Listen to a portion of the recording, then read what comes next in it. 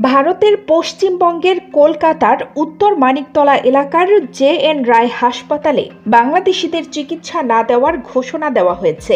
29 November জে.এন. রায় হাসপাতালের একাধিক কর্মকর্তা বার্তা সংস্থা পিটিআইকে এ তথ্য নিশ্চিত করেছেন।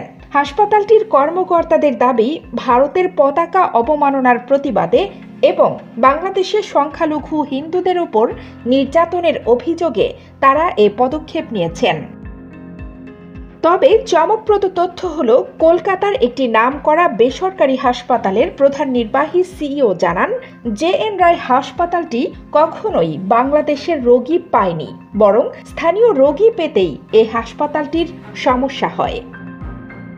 তার কথা মতো বাংলাদেশি রোগী তো দূরের কথা, এই হাসপাতালের জন্য স্থানীয় রোগী পাওয়া অনেক কঠিন। এখন এই হাসপাতালটি সোশ্যাল মিডিয়ায় ভিডিও পোস্ট করে নিজেদের নাম কামানোর চেষ্টা করছে। তবে কলকাতার মেডিকেল ট্যুরিজম সেক্টরের একটি বড় অংশ এ খবরটিকে গুরুত্ব দিতে রাজি নয়।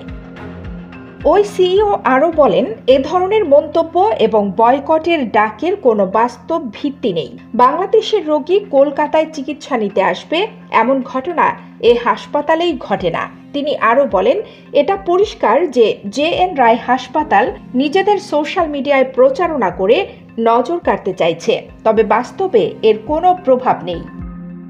এর আগে জে.এন. রায় হাসপাতালের কর্মকর্তা শুভ্রাংশু ভক্ত ভারতীয় সংবাদ মাধ্যমকে বলেন, একটি বিজ্ঞপ্তি জারি করে আমরা জানিয়েছি যে আর কোনো বাংলাদেশি রোগীকে চিকিৎসার জন্য ভর্তি করব না। ভারতের পতাকা অবমাননার প্রতিবাদে এর সিদ্ধান্ত নেওয়া হয়েছে।